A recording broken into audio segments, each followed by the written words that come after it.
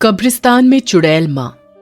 Inspector Ranjit रात duty खत्म कर हमेशा की तरह काली पहाड़ के बगल में बने कब्रिस्तान वाले रास्ते से अपने घर लौट रहा था।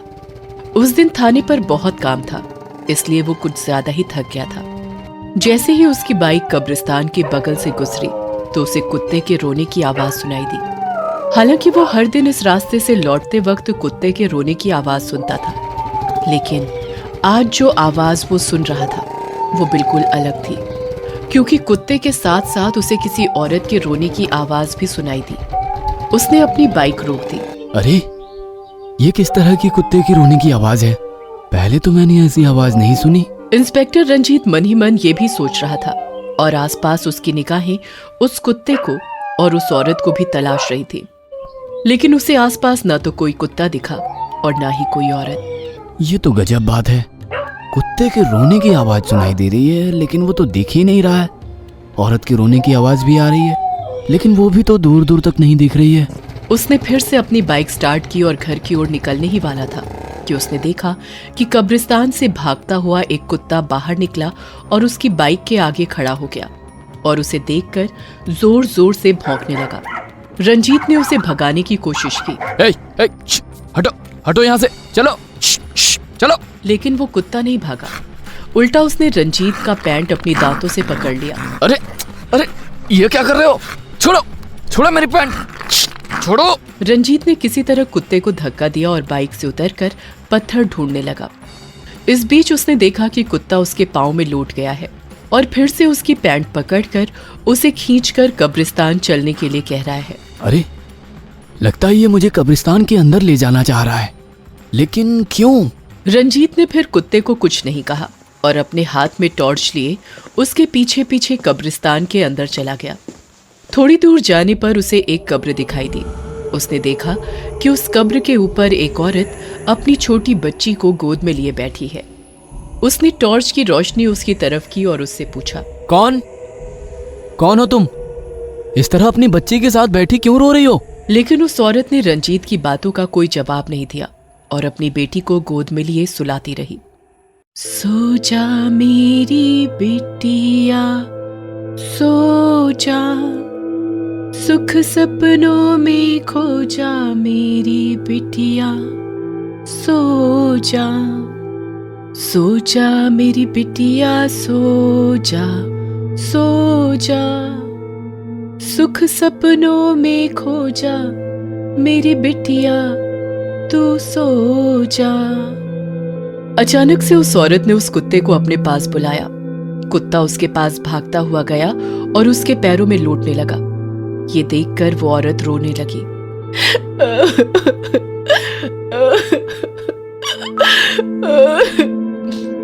रंजीत ने जब उस औरत को देखा तो उसने फिर उससे पूछा, अरे, तुम बोलती क्यों नहीं? तुम कौन हो और इस कब्रिस्तान में इतनी छोटी बच्ची के साथ क्या कर रही हो? तुम्हें डर नहीं लगता क्या? ये बात सुनकर वो औरत जोर जोर से हंसने लगी और वो रंजीत की तरफ मुड़ी। रंजीत ने जैसे ही उसका चेहरा देखा, उसकी आंखें फटी की फटी रह गई। वो एक चुड़ैल थी, लेकिन रंजीत उसे देखकर बिल्कुल नहीं डरा। तुमने बताया नहीं, तुम हो कौन और यहाँ क्या कर रही हो? क्या परेशानी है तुम्हें? रंजीत की बातों को सुनकर वो औरत एक बार फिर से उसकी तरफ देखकर रोने लगी और अचानक से गायब हो गई। अरे, कहाँ गई? कहाँ गई वो? रंजीत ने उसे ढूंढने की बहुत कोशिश की, लेकिन वो औरत उसे कहीं नहीं मिली। वो कुत्ता जो उसे लेकर वहां आया था वो फिर से रोने लगा। इंस्पेक्टर रंजीत अपने घर वापस लौट आया, लेकिन अभी भी उसकी आंखों के आगे उसी औरत और उस छोटी बच्ची का चेहरा घूम रहा था। कौन थी वो औरत? कब्रिस्तान में क्या कर रही थी? क्या उसके साथ कुछ गलत हुआ है?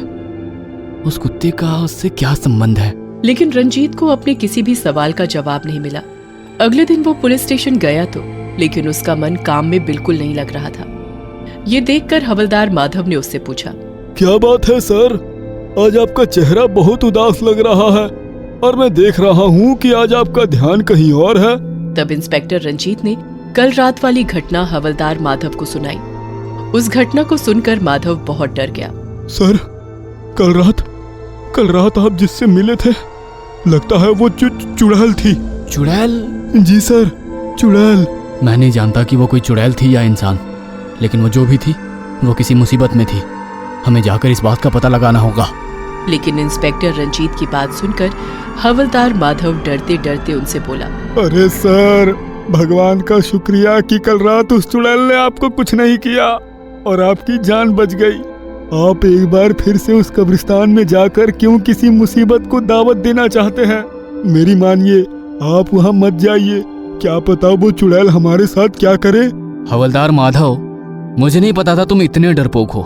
सर, डरपोक की बात नहीं है। कोई अपराधी होता तो मैं भिड़ जाता उससे, लेकिन चुड़ैल से? माधव, वो एक औरत थी और मुसीबत में थी। पुलिस का काम मुसीबत में पड़े लोगों की मदद करना, ना कि डरकर भाग जाना। तुम नहीं जाना चाहते तो कोई बात नहीं, मैं तो जाऊंगा ही। इंस्पेक्टर रंजीत की बातों को सुनकर हवलदार माधव को अपनी भूल का एहसास हुआ। वो उस रात इंस्पेक्टर रंजीत के साथ उस कब्रिस्तान की ओर निकल पड़ा। कब्रिस्तान के बाहर उसी तरह उन्हें कुत्ते और औरत के रोने की आवाज आई। थोड़ी देर बाद वही कुत्ता फिर उन्हें दिखा। माधव, ये देखो, ये वही कुत्ता है जो कल मुझे अपने साथ उस कब्र के पास ले गया था। वे दोनों उस कब्र के पास पहुंचे। कल रात की तरह आज भी वो औरत उसी तरह अपनी गोद में बच्ची को लिए हुए सुला रही थी।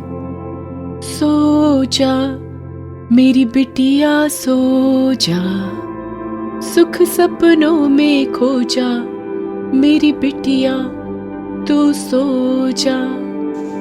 इंस्पेक्टर रंजीत उस औरत के पास गया और उससे कहा, बहन, तुम हो कौन?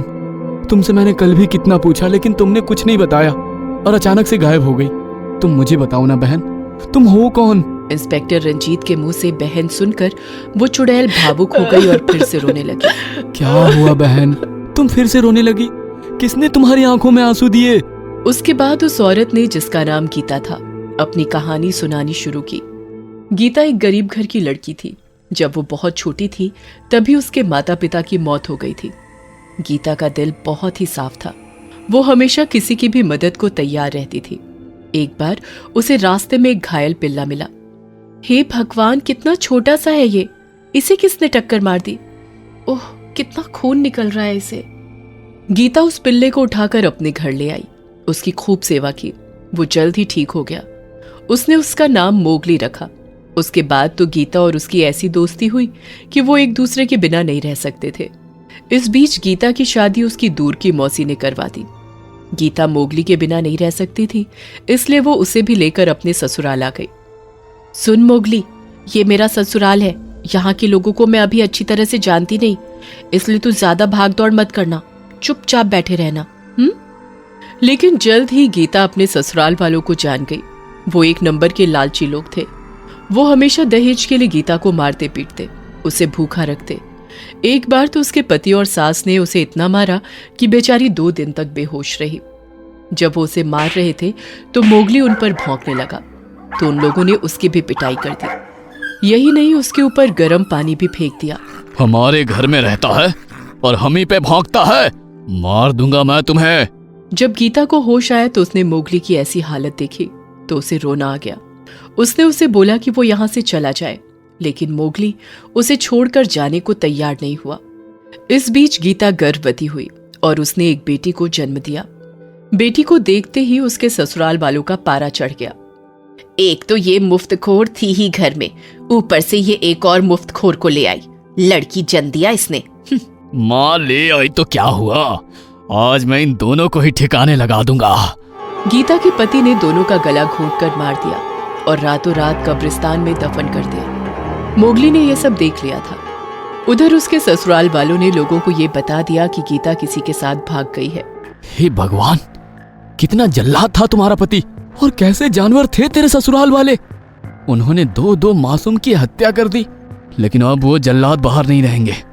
उन जानवरों को मैं कड़ी से कड़ी सजा दिलवाऊंगा। इंस्पेक्टर रंजीत और हवलदार माधव तुरंत उसके ससुराल पहुंचे और उसके पति और सास को गिरफ्तार कर जेल भेज दिया। उन पर मुकदमा चला और उन्हें फांसी की सजा मिली। उसके बाद गीता की आत्मा को मुक्ति मिली। उस दिन के बाद मोगली इंस्पेक्टर रंजीत के घर रहने लगा।